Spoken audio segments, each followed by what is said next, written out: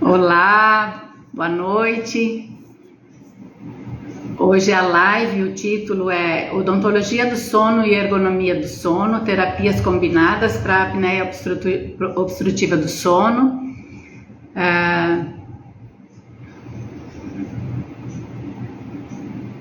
Olá, o pessoal está chegando. Só esperando um pouco as pessoas entrando.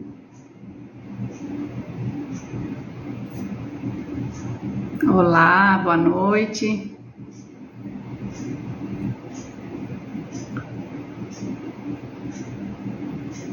Então, nós estamos na Semana do Sono e essa live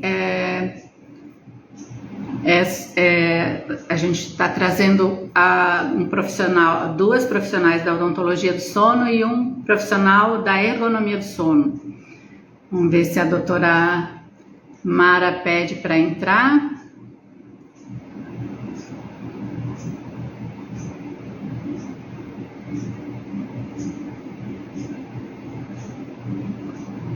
Olá, doutor Jefferson também entrou.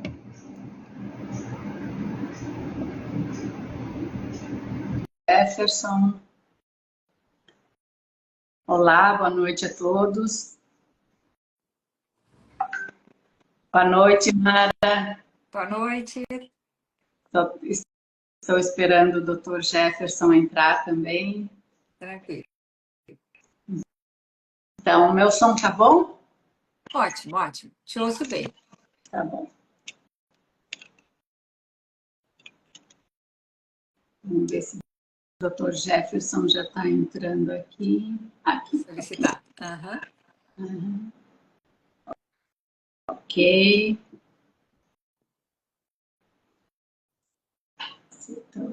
Doutor Jefferson. Oi, Jefferson. Tudo bom? Boa noite. Boa noite. Então, estamos aqui ao vivo, numa live que gostaria de agradecer o apoio do CRO. A live é uma ação que faz parte da Semana do Sono 2025, cujo lema é priorize a qualidade do seu sono, né? Faça do sono da saúde do sono uma prioridade. E hoje nós vamos falar sobre terapias combinadas para os distúrbios de apneia obstrutiva do sono.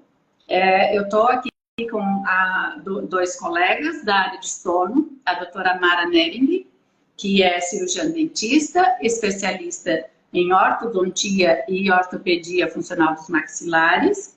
Ela é capacitada em odontologia do sono pelo Instituto do Sono de São Paulo.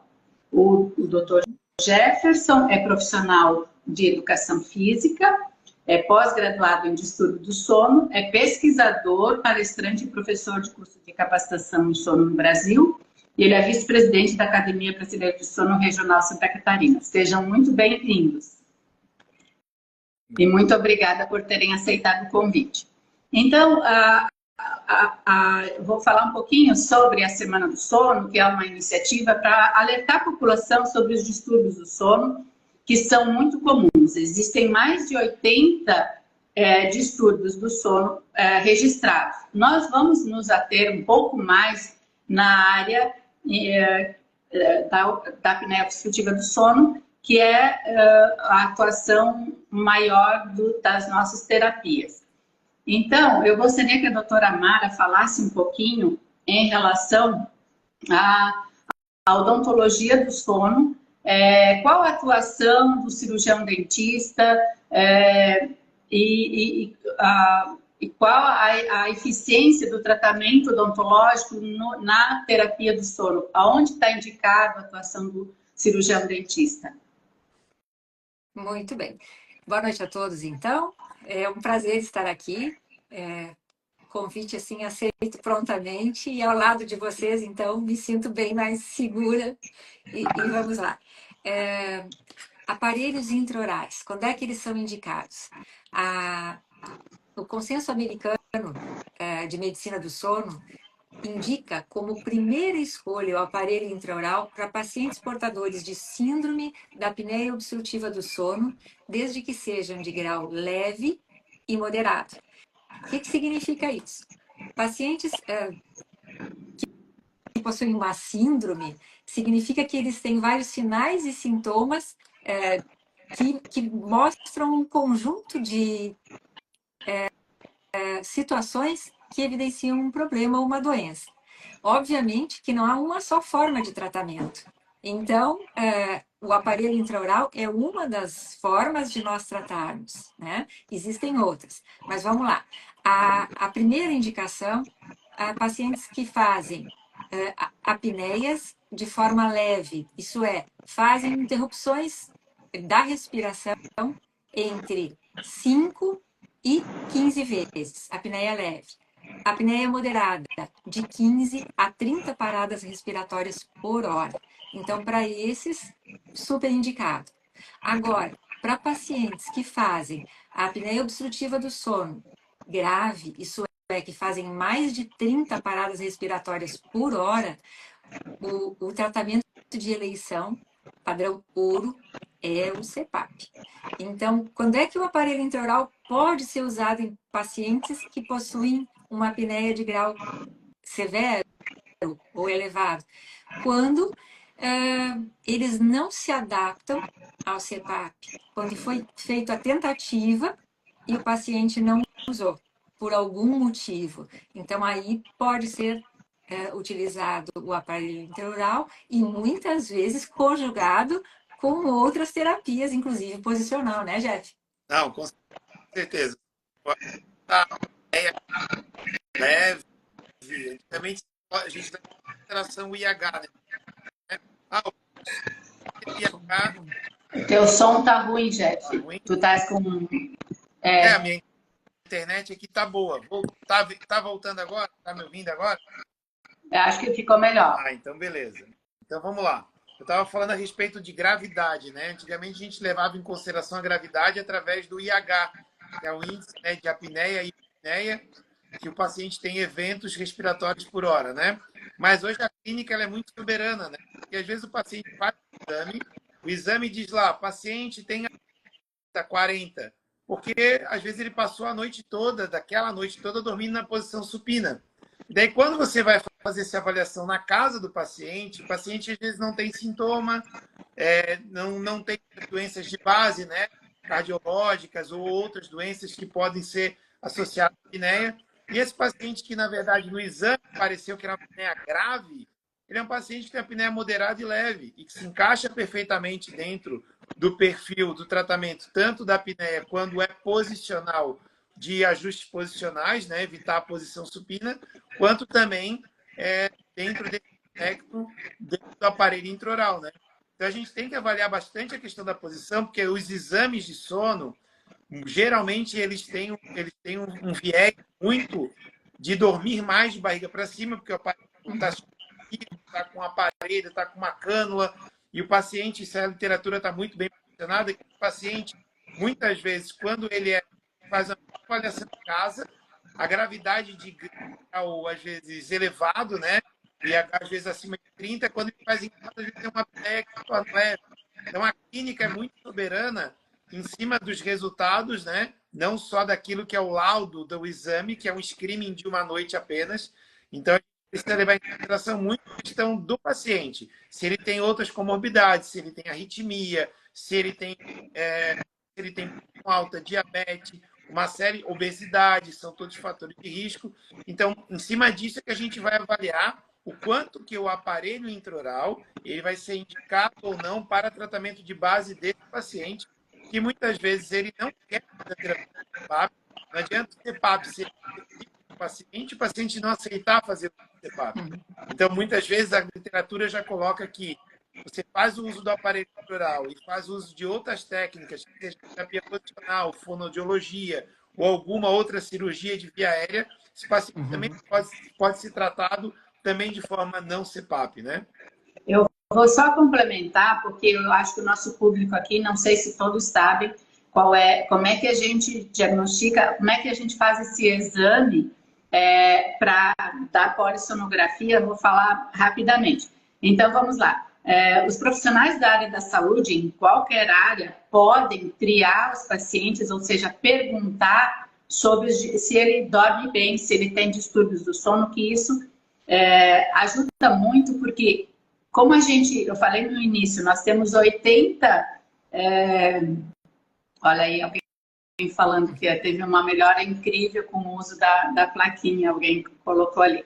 Mas, enfim, então nós temos mais de 80 distúrbios do sono e desses distúrbios, 80% não são diagnosticados. Então, nós temos uma população no Brasil de 50 a 60 milhões de pessoas que têm apneia obstrutiva do sono e que não têm diagnóstico. Então, vamos lá. Os profissionais da saúde, de uma forma geral, têm que, ao atender os seus clientes, os pacientes, os dentistas, os fisioterapeutas, sempre perguntar sobre o sono e, havendo alguma queixa ou de insônia ou de sono, encaminhar para um médico de preferência que, tendo um centro para fazer o exame polissonográfico, vai verificar, por exemplo, se a queixa é só ronco, se aquele ronco ele é só um ronco primário ou se ele tem apneia, que é isso que a doutora Mara falou, que são esses eventos, essas paradas respiratórias. Como o doutor Jefferson falou também, a clínica é muito importante, né? Não é só o exame, esse exame polissonográfico, ou no laboratório de sono, ou, tem o exame a polissono tipo 1 em laboratório, tem a tipo 2 em casa e tem também hoje outros exames mais da oximetria, que dá a dessaturação, que também é uma forma de triar os pacientes. É muito importante a gente aumentar a quantidade de pessoas que tenham acesso ao tratamento. Só que, mediante ao diagnóstico, aí sim fazer a conduta adequada. Muito bem o Jefferson falou que o paciente, normalmente, ele tem comorbidades, ele pode ter um problema cardíaco, ele pode ter pressão alta. Então, a gente não pode, de forma nenhuma, abraçar o paciente sozinho. Então, é muito importante passar pela avaliação médica e aí, junto com o médico, e estabelecer a terapia mais indicada para aquele paciente, né? E isso que eu queria perguntar para a doutora Mara. Doutora Mara, quais os pacientes que respondem melhor ao tratamento com o aparelho intraoral? Já sabemos que é aqueles que têm apneia leve e moderada. Mas tem alguma característica desses pacientes que eles responderiam melhor? Há um tempinho atrás, achava-se que a mulher respondia melhor que o homem. Mas foram feitos trabalhos e hoje a gente sabe que não há uma diferença significativa entre sexos, por exemplo. Mas há uma diferença de resposta melhor para as pessoas que estão dentro de um IMC normal, que não sejam obesas, respondem melhor. Pacientes mais jovens respondem melhor. Pacientes que têm uma retrusão mandibular, que tem espaço para a gente fazer o avanço. Os classe 2, que a gente chama na ortodontia, né? Nós estamos falando para um público de dentistas, na maioria. Então, esses são aqueles que respondem melhor. E, doutor Jefferson, o que eu devo ver, por exemplo, no exame, para encaminhar o paciente para você, por exemplo, que você pode ter um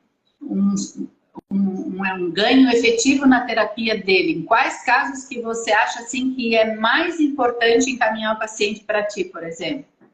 Perfeito. Então, eu participei de um estudo brasileiro, que na verdade vai ser o de maior impacto no mundo, para verificar a apneia posicional. Para entender, a apneia posicional, ela acontece quando, na posição, ele tem mais do dobro de paradas respiratórias. Tá ruim pelo som, Jefferson. Não sei se está mexendo. Teria como melhorar o som, Jeff? Cara, não sei o que está acontecendo aqui. Não sei se o sinal está ruim. Tá melhor agora?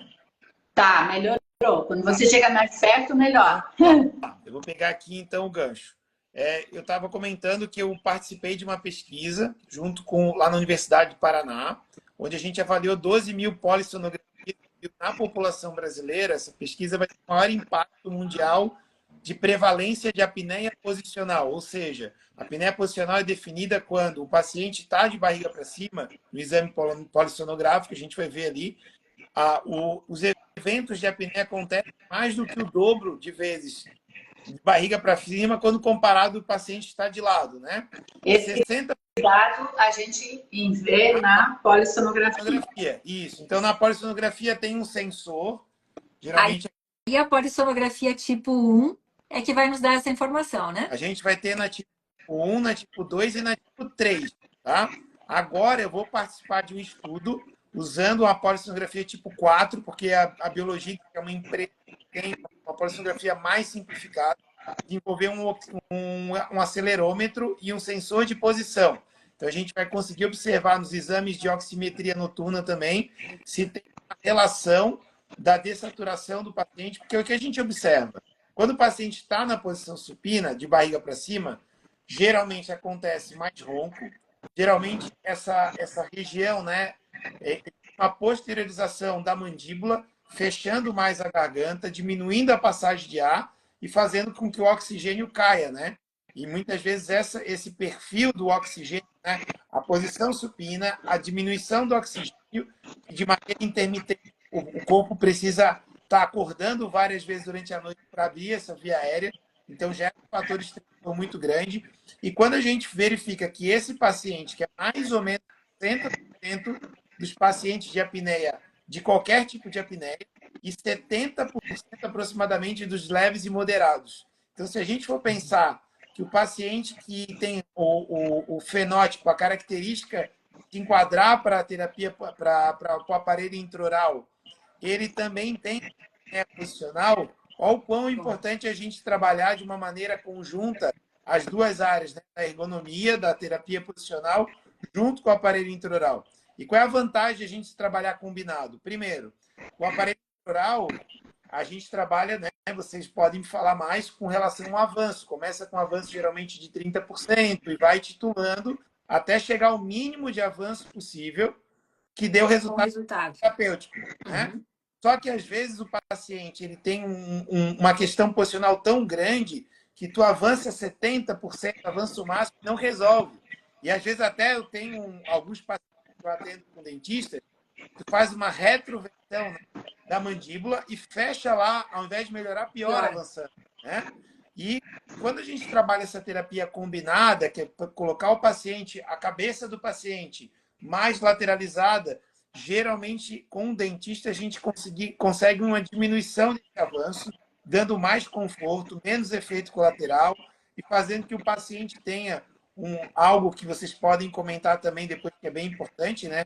Os efeitos colaterais de uma terapia mal feita por pessoas mal capacitadas, né? Porque eu trabalho com ergonomia do sono, né? Eu estudo 20 anos essa área, pesquiso, trabalho, além da pós-graduação agora estou entrando no doutorado para poder estudar essas influências. Então a gente estuda constantemente essa área de sono e o que a gente vê na prática é muitos dentistas, né, que fazem cursos no final de semana na internet e acreditam que é só botar uma plaquinha anti-ronco na boca e vai fazer o paciente botar o queixo para frente, vai fazer o paciente parar de roncar. Não sei se vocês podem ajudar. Quando alguns ainda tá? Não compram na internet. Né? Isso que eu ia avisar. Às vezes eles perguntam, será que esse da internet funciona?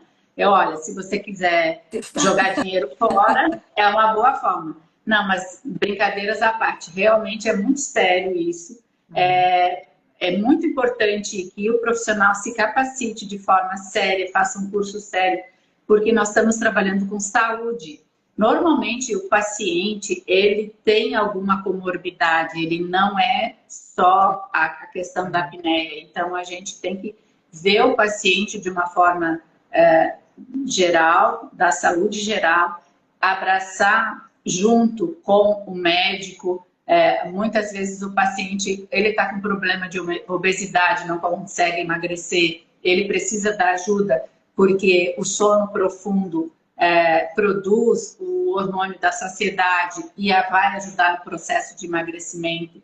O sono, ele pode estar fazendo uma terapia, por exemplo, com um medicamento para depressão, para ansiedade, e ele dormindo melhor, essa medicação vai ter um efeito melhor, porque é no sono profundo que a gente tem uma estabilidade maior e a produção dos nossos hormônios, né? Então, assim, é muito importante essa capacitação para não ficar só nessa questão de colocar um aparelho e não abraçar o paciente como um todo, né? Eu acho que é uma das áreas da odontologia que se integra perfeitamente na questão multidisciplinar. Então, a gente trata junto com as fonos, porque a fono ajuda muito em alguns casos, né? Ela consegue reduzir bastante a apneia posicional, como o Jefferson falou. E eu queria perguntar também para a Mara, no caso dos nossos colegas bucomaxilo, aonde entraria a atuação do bucomaxilo nos casos... Muito importante sim. Pessoas que têm microgratia ou tamanho de mandíbula muito reduzido e também a maxila muito retraída, são candidatos à cirurgia ortognática. Então, como eu disse no início, não é só um tipo de tratamento, são várias possibilidades. E a gente pode diagnosticar no consultório odontológico, a gente pode diagnosticar através do médico, através do fisioterapeuta, que o paciente possui problema, mas como abordar, qual abordagem vai ser mais efetiva para ele e qual ele vai escolher, porque ele também participa da escolha. Não adianta a gente oferecer o tratamento top das galáxias e o paciente não aderir. Então, se tu me perguntar qual é o paciente que responde melhor, é aquele que está querendo o tratamento e que entende os benefícios que ele vai ter com o tratamento. E a gente não trata só o paciente. Na verdade, a gente trata a família do paciente, ou as pessoas que estão com ele. Porque muitos pacientes vêm para mim, não vem porque eu ronco, eu tenho apneia. Não, é o companheiro, é o parceiro que traz. Por um gesto de consideração, ele vem sozinho, ou às vezes ele vem acompanhado mesmo, né? Então, as maiores frequências de pacientes que eu tenho tido é médico otorrino, indicando o paciente que não aderiu à terapia do CPAP, seja ela moderada ou grave, né? E aí eles encaminham, e os pacientes que sentem, às vezes, desconforto, inclusive social, né? Do tipo, é jovem, é magro, está em idade escolar ou profissional jovem, e aí vai viajar. Pô, mas ronca? Vai dividir o quarto com quem? Então, há um constrangimento social por isso. Ele não está sentindo na saúde ainda, mas ele sente a necessidade de procurar o tratamento e aí, então, eles chegam até nós. Então, a forma que a gente vai abordar cada um desses pacientes e a motivação que cada um traz vai implicar na resposta que a gente vai ter de adesão ao tratamento e de qualidade de resposta mesmo, né? E, Mara, nos consultórios, nas especialidades odontológicas, como a gente consegue trabalhar na questão de prevenção? Maravilha. Prevenção a gente consegue fazer muito. Toda criança deveria ser examinada por um ortodontista, ortopedista funcional que fosse, aos 5 anos de idade. Aí a gente já consegue fazer um diagnóstico para ver a oclusão, como é que está o desenvolvimento e crescimento craniofacial.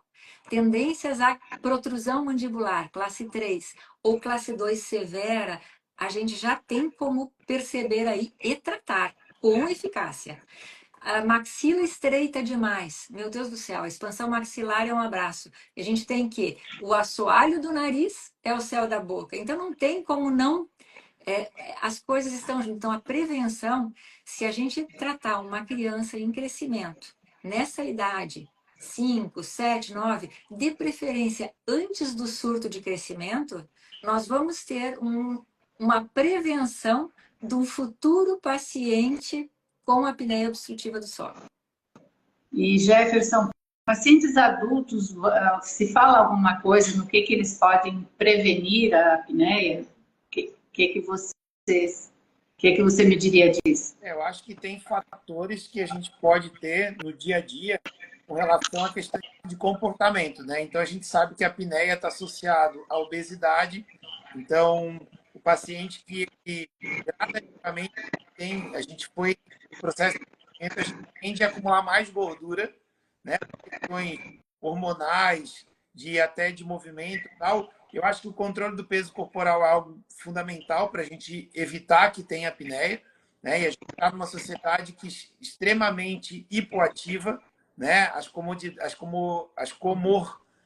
Comodidades fazem que gerem comorbidade, né? Tem muitas doenças hoje relacionadas ao hipocinetismo, né? Por se movimentar pouco. Hoje é tudo na mão. A gente pode pedir comida, vem tudo em casa, não se movimenta para nada. E o que acontece, né? Você tendo mais obesidade, a gente vai perceber naturalmente o envelhecimento. As mulheres acontecem. Os homens, de maneira geral, hoje falando do aspecto da minha área posicional, eles têm muita apneia posicional nessa fase ali de antes da pausa, né? E as mulheres começam a ter mais apneia e roncar depois da menopausa, né? Então, se eu já mantenho o meu peso adequado, eu mantenho o nível de atividade física adequado, e geralmente para a mulher manter o peso depois da menopausa, tem que ter um balanço hormonal positivo. Então, eu tenho que fazer mais atividade, eu tenho que ter uma vida mais saudável para ter um peso adequado, e dentro disso é bem importante. O exercício físico também já se avaliou isoladamente. O paciente que tem uma melhor condição respiratória, ele tem uma melhor tração traqueal, e mesmo que tenha uma resistência do ar natural pelo envelhecimento, pelo enfraquecimento dessa estrutura, a gente ia ganhar uma condição melhor. Então, ser mais ativo fisicamente, o melhor condicionamento físico também previne o aparecimento do ronco e da apneia. Muito bem. Gente, eu estou muito feliz, o tempo está se esgotando, mas eu fiquei muito feliz e conseguimos, eu acho, abordar bastante tópicos. E em relação à capacitação na área da odontologia, acho que o Jefferson abordou, né? Que é muito importante que os profissionais procurem cursos sérios, né? Que as pessoas, os pacientes procurem informações, né? A Academia Brasileira de Sono, ela tem uma listagem de profissionais. Então, no site da Academia Brasileira de Sono, tem na sua cidade os profissionais que têm capacitação, que têm informação para tratar de forma adequada. E, de uma forma geral, para as pessoas, né, para a população, tendo algum indício de distúrbio de sono, sempre procurar um médico para avaliar se aquilo tem relação com o sono, se tem como tratar, qual a melhor forma de tratar, porque a gente precisa priorizar a saúde do nosso sono. O sono influencia em tudo na nossa vida, né? Tanto nas questões fisiológicas quanto nas questões mentais, no humor, no desempenho sexual, nas emoções. E não tem como você ter qualidade de vida sem ter um sono adequado, né? Se vocês quiserem deixar alguma mensagem, nós estamos finalizando o nosso tempo. Eu acho que o principal é tanto os profissionais que querem atuar na área. Fala mais perto, já. Então, vamos Isso.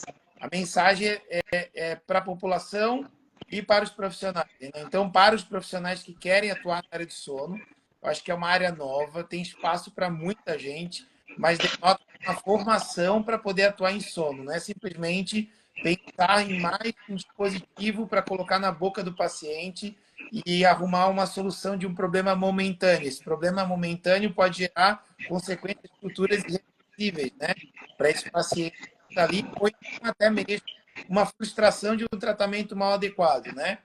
Para os profissionais, né? E para a população, eu acho que o principal recado é eles procurarem esses profissionais capacitados, né? Entendendo também que o médico ele tem que ter uma capacitação em sono para poder, de certa forma, fazer um diagnóstico correto. Então, a gente recebe muita indicação de pessoas que passam por médicos não especialistas e que têm uma conduta, às vezes, um pouco inadequada dentro daquilo que a academia, tanto americana quanto europeia, ou mesmo a própria academia brasileira, preconiza para tratamento, porque um bom diagnóstico vai conduzir a uma boa possibilidade de opção terapêutica, né? Então, seja para aparelho intraoral, para ergonomia, para o CPAP, para a fonoaudiologia, para uma cirurgia. Então, passar por um médico do sono capacitado, né, certificado ou mesmo capacitado, vai possibilitar ter um melhor encaminhamento de um tratamento adequado, porque tanto odontologia quanto ergonomia é uma área de apoio de tratamento, mas que vem do diagnóstico médico primordialmente, né? Depois, no segundo momento, a gente tem que atuar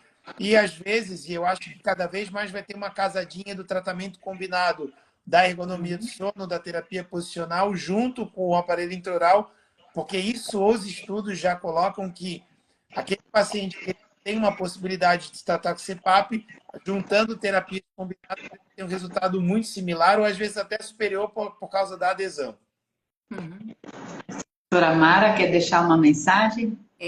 Gente, é fascinante essa área do sono. Eu sou uma profissional de bastante experiência. Prevenção é tudo. Sempre que a gente puder atuar preventivamente, melhor. Acompanhar o sono, todas as famílias poderiam pensar um pouquinho e talvez fazer um pouquinho melhor. Mas consultar profissionais habilitados, sem dúvida nenhuma, e que a gente possa continuar com eventos como esse, para que a gente tenha contato com outros profissionais, consiga se desenvolver e oferecer melhores tratamentos com resolutividade maior sempre. É isso. E vamos trabalhar. Bora! Então, eu queria agradecer muito vocês, foram ótimos. Obrigada e parabéns. E eu queria agradecer também o apoio do CRO, que ajudou, emprestou perfil para fazer essa live.